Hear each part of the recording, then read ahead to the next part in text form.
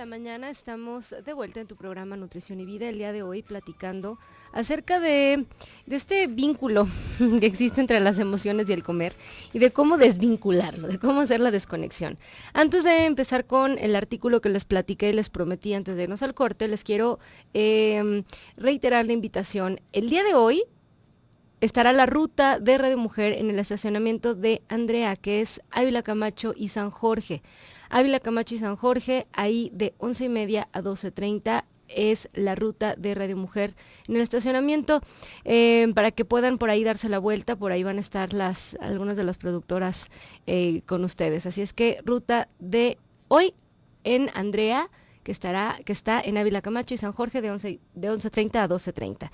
Y bueno, les platico entonces que hemos hecho mucho hincapié durante todo el año, lo seguiremos haciendo, acerca de la influencia de las emociones en la ingesta y sobre todo en el control de peso.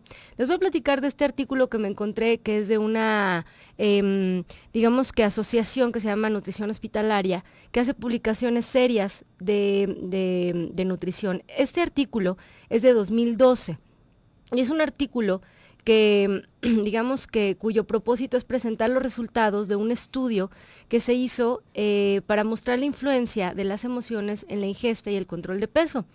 Este estudio fue coordinado por el Colegio Oficial de Farmacéuticos de Madrid, que son, digamos que vocalía de alimentación y nutrición. Y bueno, es bien sabido que nuestras emociones tienen un efecto muy poderoso sobre nuestra elección de alimentos y sobre los alimentos alimentarios, sobre los hábitos alimentarios. Se ha encontrado evidencia de que la influencia de las emociones sobre la conducta alimentaria es más fuerte en las personas que sufren de obesidad que en las que no sufren de obesidad, y en personas que hacen dieta en relación a las personas que no hacen una dieta. También se ha sugerido que la emoción en sí misma no puede ser responsable de excesiva ingesta, sino más bien la verdadera causante del sobrepeso es la forma en la que la emoción es enfrentada por la persona. Solamente conociendo los factores emocionales podremos reforzar los hábitos saludables que nos permitan controlar el peso. Por todo ello, en los comedores emocionales, para controlar el sobrepeso y la obesidad, se recomienda seguir una terapia, por supuesto, cognitiva, para controlar las emociones. Obviamente, una dieta sana y practicar ejercicio de manera regular. Les platico que el objetivo de este trabajo publicado fue estudiar y comparar la influencia de las emociones en la ingesta de personas que eran sedentarias y que se mantenían en comparación a personas que se mantenían físicamente activas. Lo que se hizo fue un estudio, digamos que comparativo, entre estas dos personas. Fue un seguimiento que se hizo durante 6 meses para comparar cómo se afrontaba el comer emocional en las personas que se mantenían activas y en las que no se mantenían activas. Para esto se hizo una encuesta que se llama Comedor Emocional. El autor de esta encuesta es una encuesta que está validada, digamos que se ha hecho o se ha aplicado en otras poblaciones grandes, se sabe que da resultados efectivos y fue publicada en 2010. Esta encuesta consiste en dar 10 respuestas. Cada una de las respuestas está evaluado, va del 0 al 3 y las digamos que puntuaciones acumuladas según las respuestas te pueden clasificar en comedor poco emocional, que es teniendo de 0 de ciertos números, comedor moderadamente emocional o un comedor muy emocional. Para clasificarte en un comedor poco emocional, tienes que tener entre 0 a 9 puntos, ¿no? O sea, unas respuestas de menor puntaje.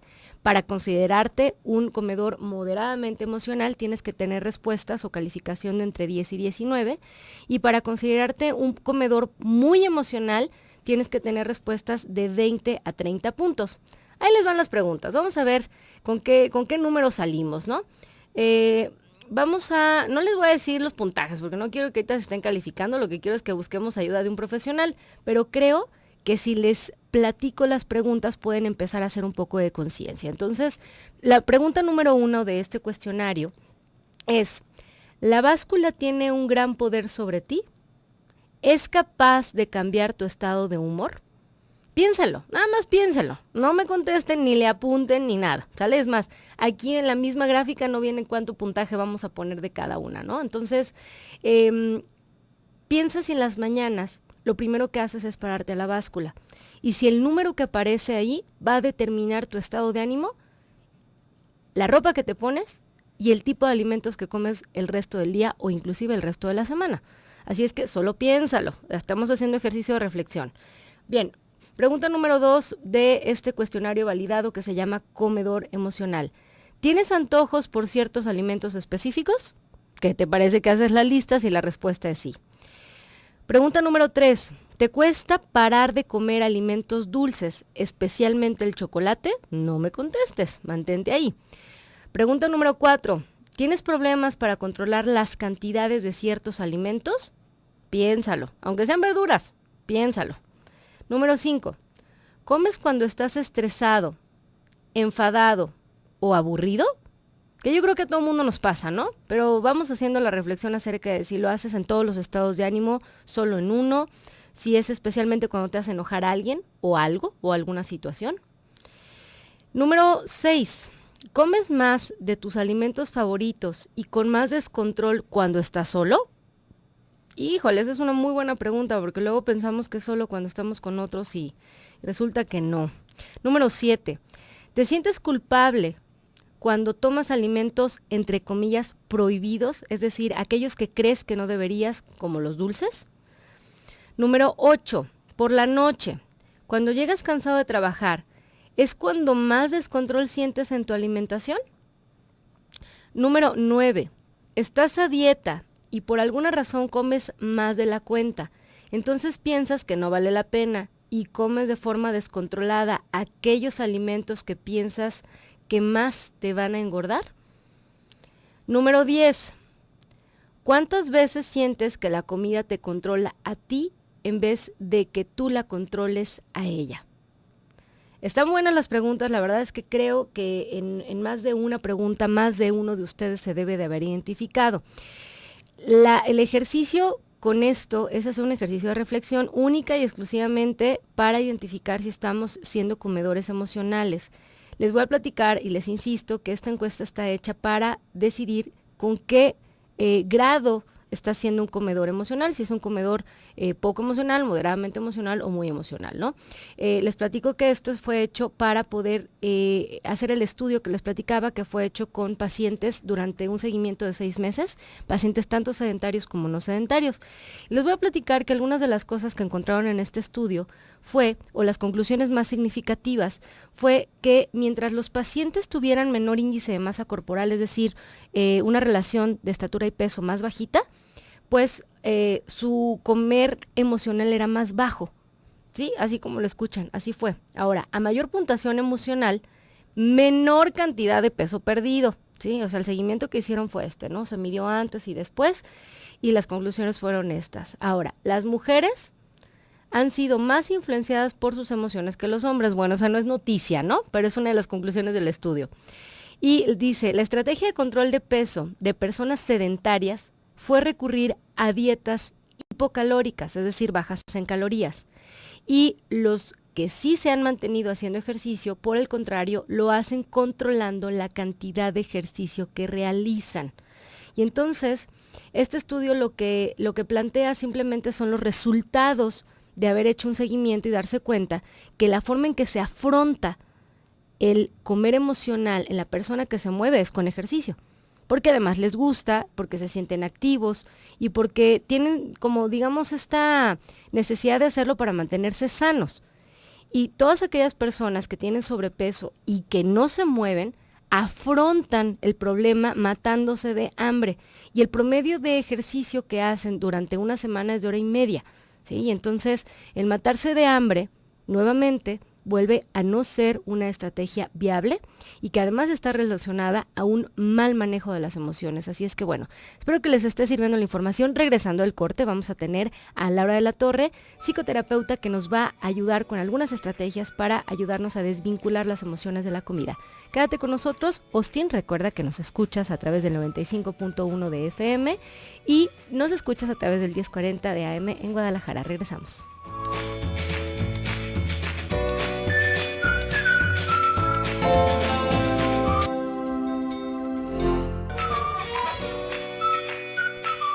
9:35 de la mañana, estamos de vuelta en tu programa Nutrición y Vida.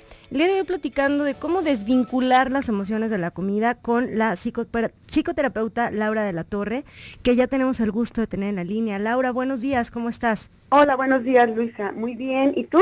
Muy bien, muchas gracias. La verdad es que con muchas ganas de escucharte. A mí me da mucha emoción cuando los escucho hablar de emociones porque es un tema que no manejo y la verdad es que aprendo mucho de cuando me lo platican. Así es que, Laura, les platicaba yo a los radioescuchas de varios estudios, ¿no? Bueno, de un estudio en específico que comparó a pacientes que hacían ejercicio contra pacientes que no lo hacían y les hizo un cuestionario para clasificar en qué tan consumidores emocionales eran, si eran emocionales moderados, emocionales de muy altos, etcétera, ¿no?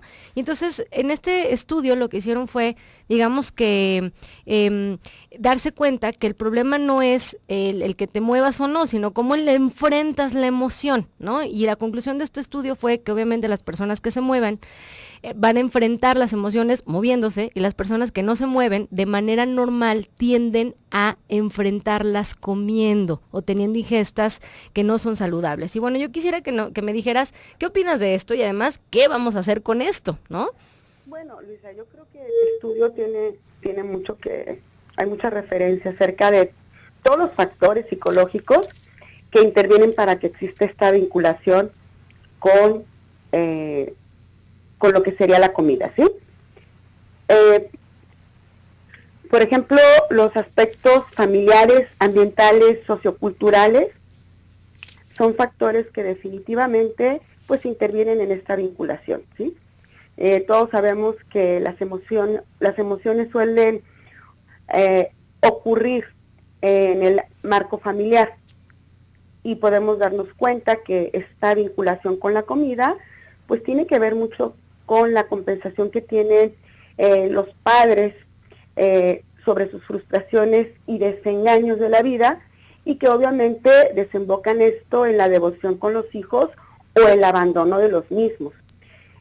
También podemos ver que la familia desempeña un papel importantísimo, ya que durante la infancia se mandan muchos mensajes que asocian emociones, buenas y malas, con los alimentos. Estas asociaciones se arrastran durante toda la vida. Sí. Por lo tanto, desde bien pequeñitos, Luisa, debemos de ser capaces de desvincular la comida de las emociones. Y ya habíamos hablado en otros programas sobre esto, ¿verdad? Sí, ya habíamos dicho que se crea desde que somos bebés, ¿no? Claro. Estamos con el llorar y entonces lo primero que hace la mamá pues es pegarse al chiquillo a la mamá, ¿no? Entonces claro, se empieza a crear ese puente, ¿no? Y también dentro del marco familiar, pues las exigencias del niño que se equilibran cuando se proporciona comida, pues como para sustituir el amor y la satisfacción, ¿sí?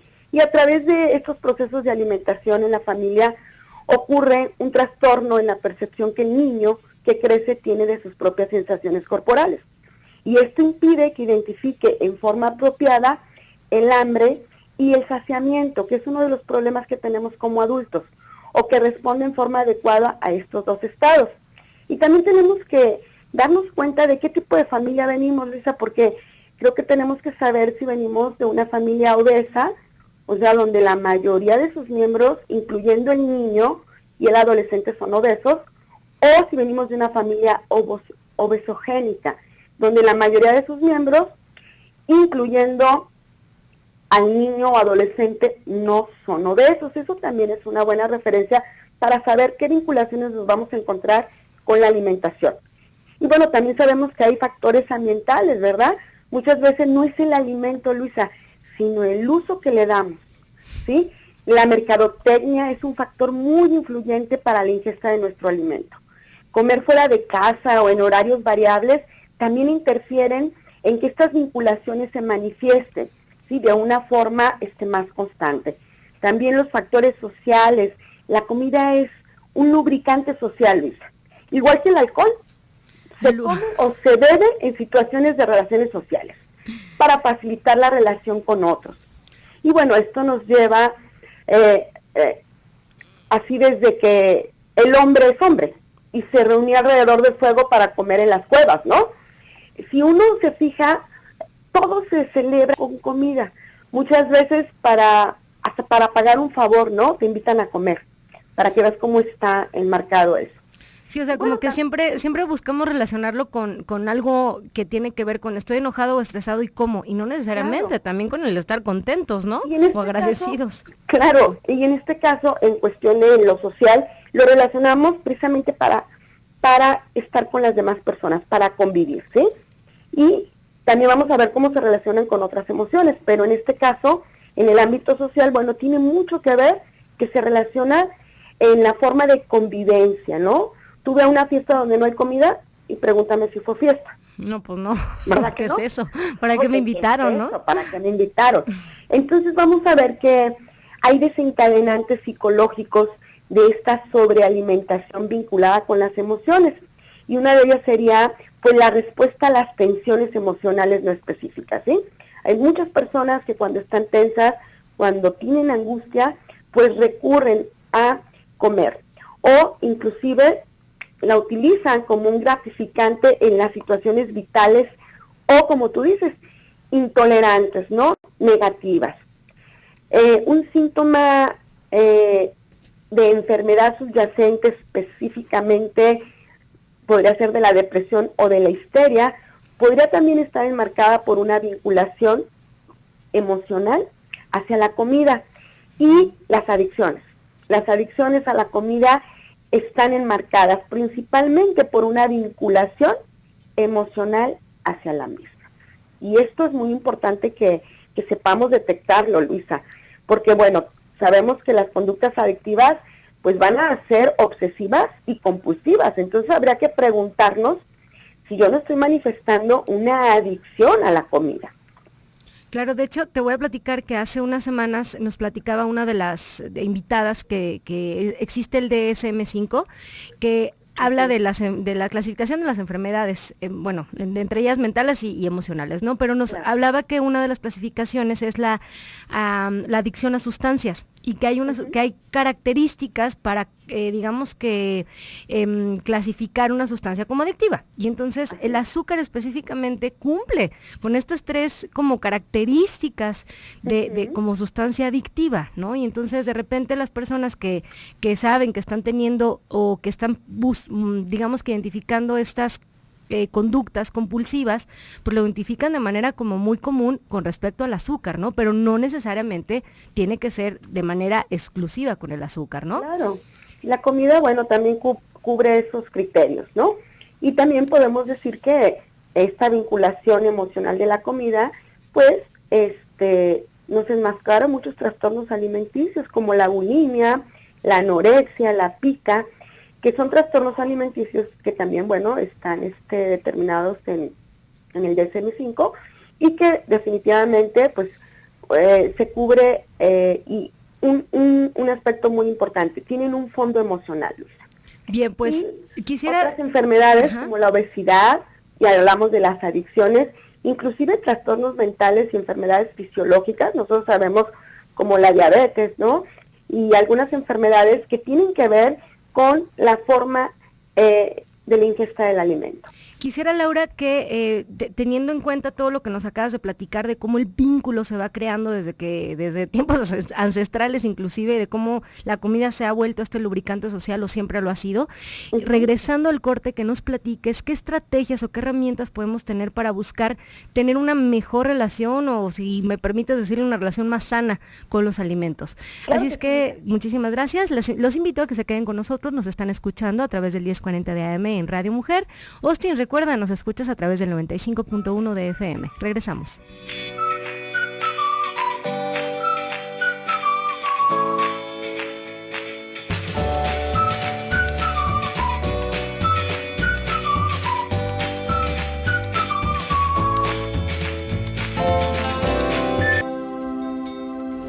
Estaba platicando Laura de la Torre, psicoterapeuta, acerca de este vínculo, de cómo se forma, pero yo te preguntaba, Laura, que cómo le vamos a hacer para tener unos vínculos más sanos con respecto a la comida.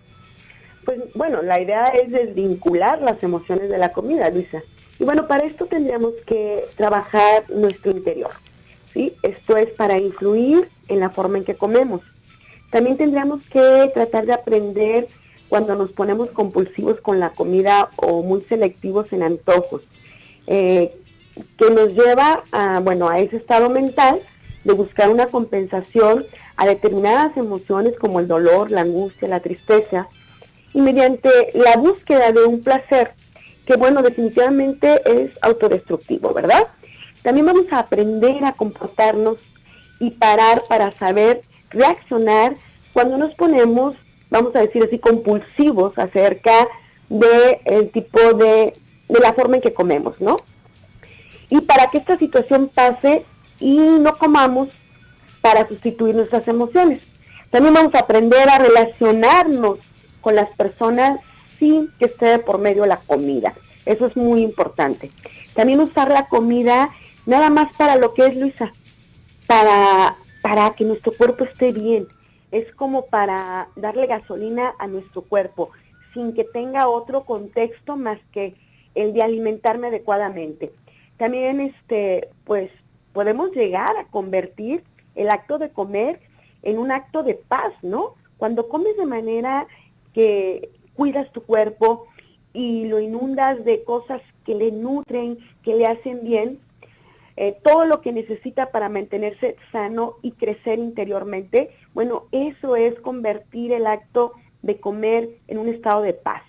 ¿Sí? También tenemos que rendirle culto a nuestro cuerpo. Yo creo que eso también es importante, ¿no?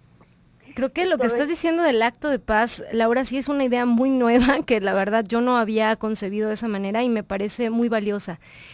Hacerlo de verdad con tranquilidad y de verdad dejar de hacerlo con ansiedad, ¿no? Claro, y no es que esté mal que disfrutemos el comer. El problema está en que, no sé, las personas que comen adictivamente o compulsivamente no lo hacen por el placer en sí de disfrutar la comida, sino por las emociones o la evasión de emociones que están logrando al hacerlo. ¿Sí? Y aparentemente se dice, ay, es que yo disfruto mucho comer.